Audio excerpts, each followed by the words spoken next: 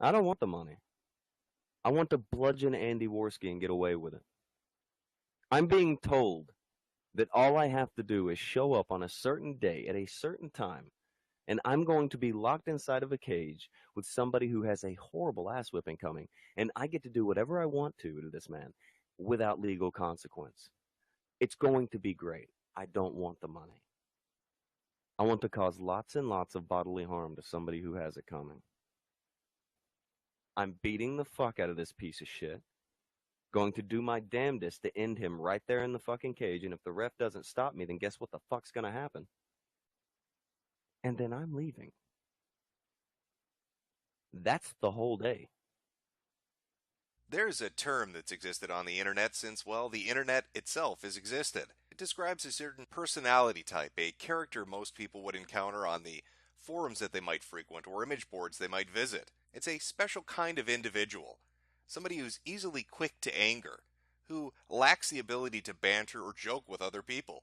When forced into a corner or a situation in which they cannot win, they will inevitably fall back upon the position of wanting to kick your ass in real life. I have a ring. That's the thing I'm trying to say. I have a ring. Rough week. This is a lot of fun for me. It like releases steam. It's awesome. Oh, I hope it does. I have a ring, and I have the money to put up. If you two, if you're interested in going against Story, but I saw that you kind of pussed out on the whole weight class thing. But luckily, I'm in your weight class. Weight class? No, I would. No, I'm in. No, shut up. I'm in your fucking weight class, kid. No, kid. Hey, kid, I'm in your weight class. So lucky you, I'm in your weight class, and I'm trained. Yeah. So I think this is a great opportunity for you to shut your fucking dick licker. That's why you're showing your face on camera, you fucking puny faggot. Yeah, you fucking pussy. You're not trying to either. Piece of shit. You fucking stolen valor, little faggot. Stolen valor. What do you think that is? What do you think your entire life is? Pretending to be something you can never fucking be. Being some kind of goddamn fake who goes from place to place. Pretending that you fucking matter. You can't draw flies to fucking shit, you idiot. You're so mad, dude. I'm not mad. I'm ready.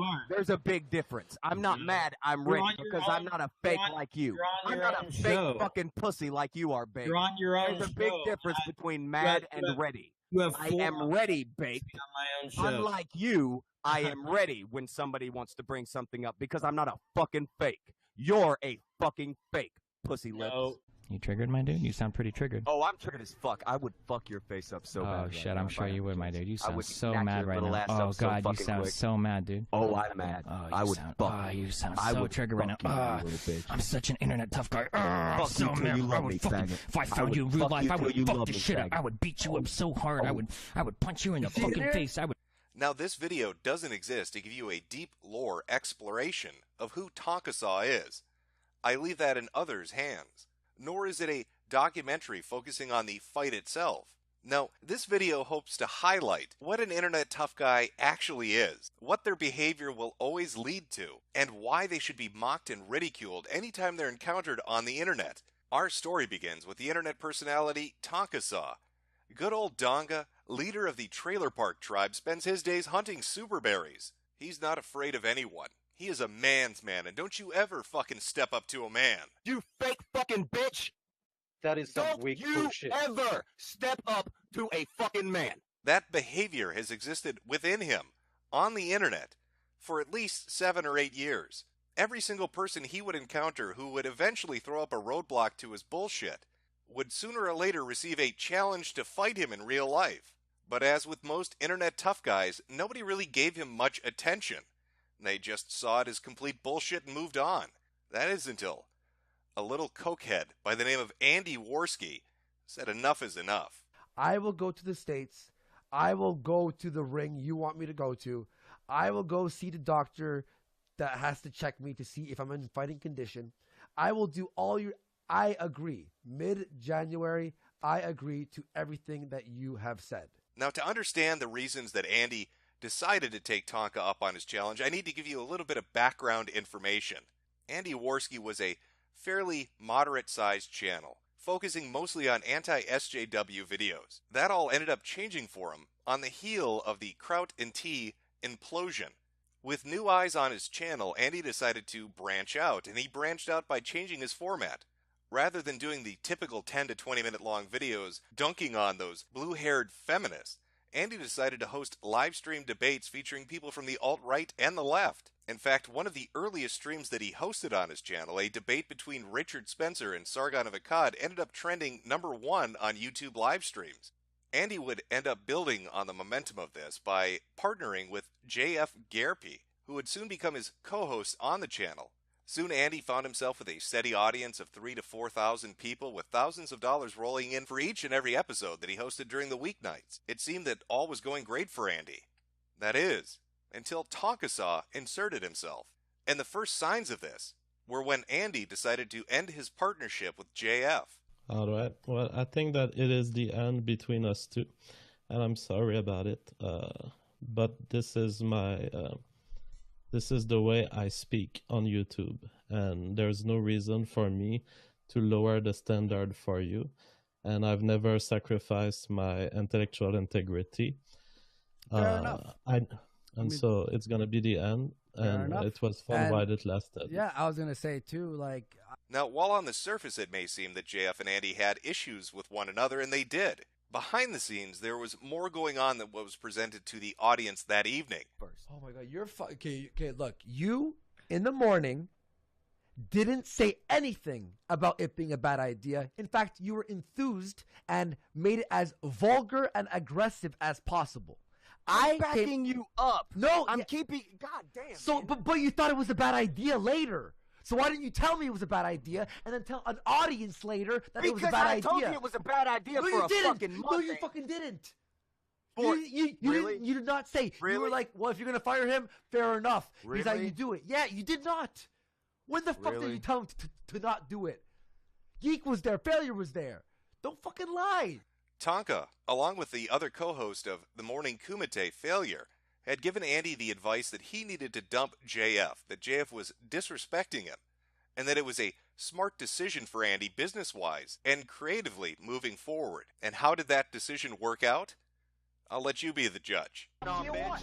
Go put your dilation on, bitch. The dilation is my bit. Don't steal that shit from me. Get rid of some of that hair. Get rid of some of that hair.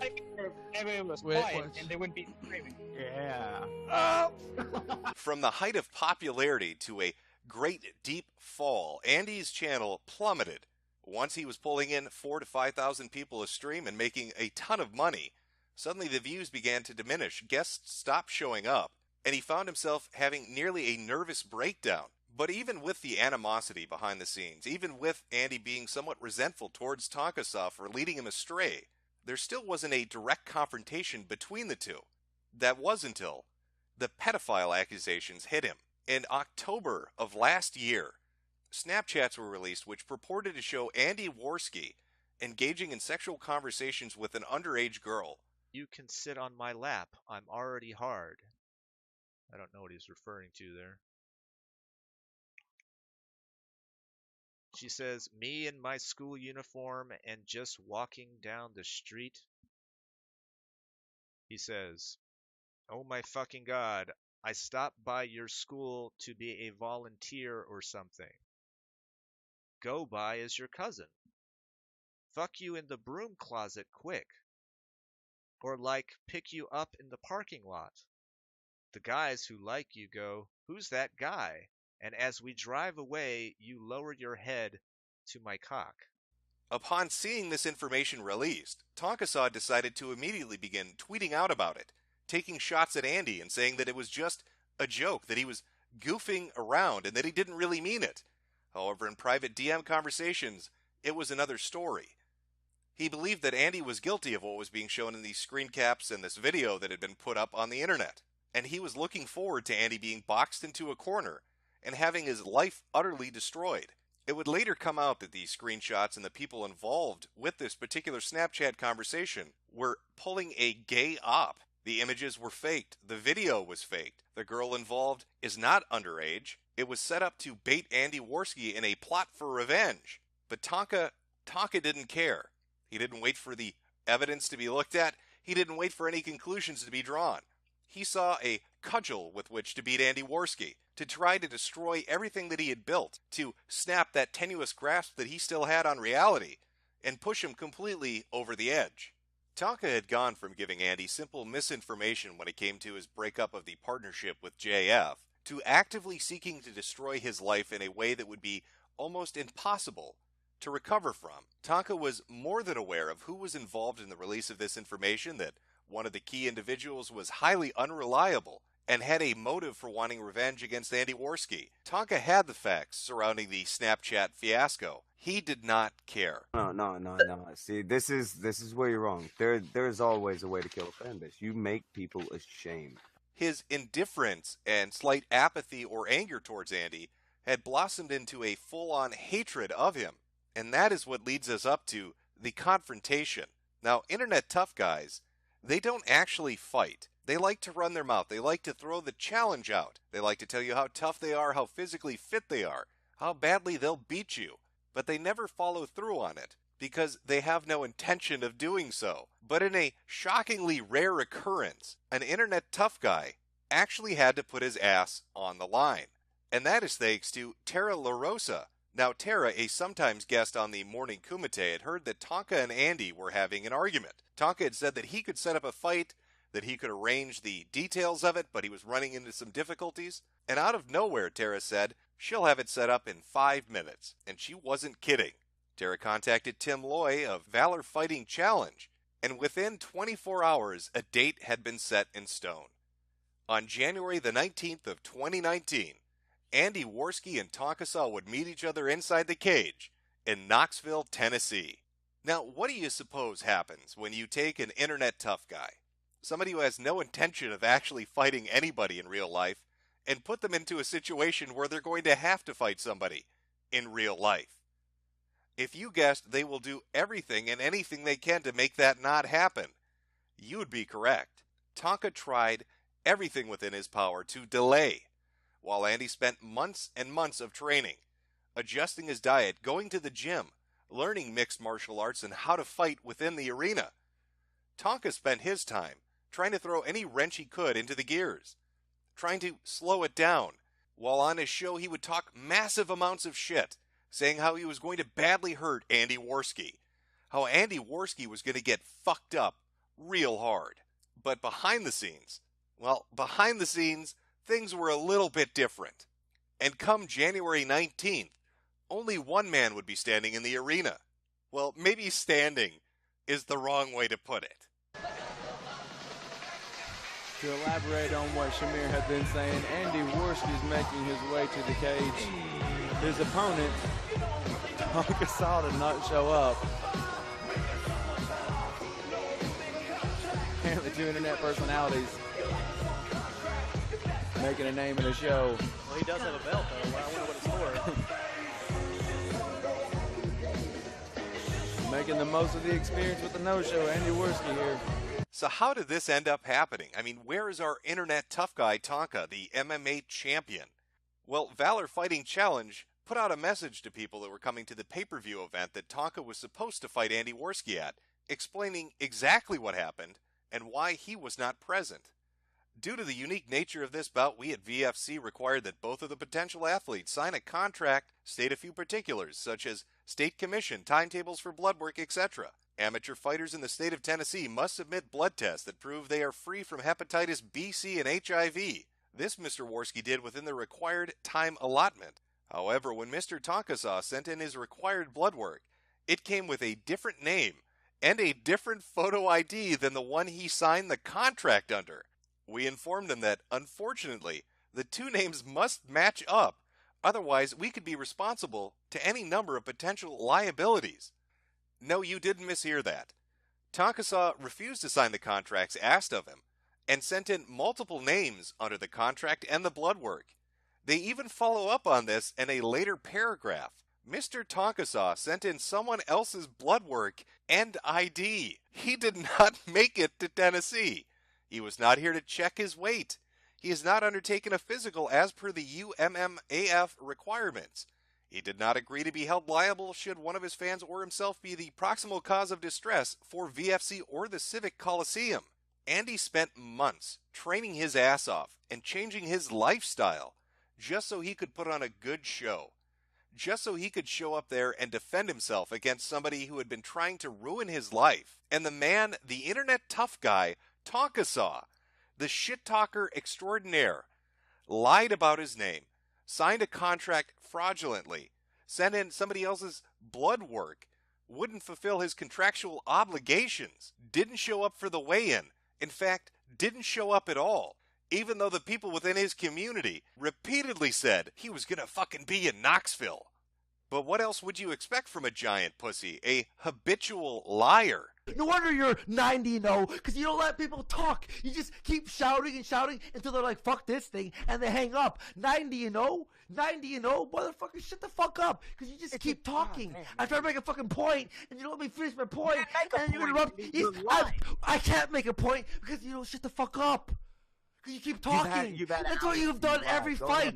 Everyone who's trying to bitch, ho. If I can explain one, but you don't let people explain things because you keep just yapping over their fucking show a lie. Well, here's one, but you just fucking will talk over the next sentence and the next sentence. In fact, it's so easy to call this guy out on lies. I was able to make a supercut just to show you. I put this up on Twitter a while ago, but I'm going to include it in the video to give you a better idea of how much he bullshits and makes things up, because it really plays into what an internet tough guy is. It's all bolster. It's all tough talk. None of it's real.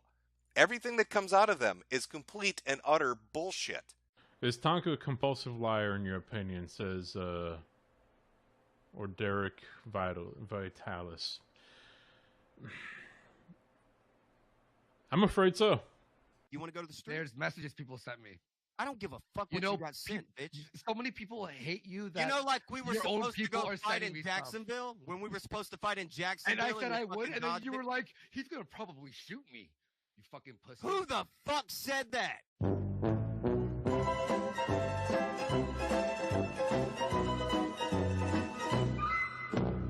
Let it be known. A bit of a modified rule set, and it wasn't coming from me. No knees, no elbows, and no leg locks. Really? I guess the idea of being put in a fucking wheelchair was a bit too scary for Holmes' life. But yeah, I just want to confirm if that was a stipulation, because he was like, it wasn't me who asked for that rule, wink, wink. I'm like, what? No, there was, neither one of you asked for it. Yeah, all right, man. It wasn't in the agreement.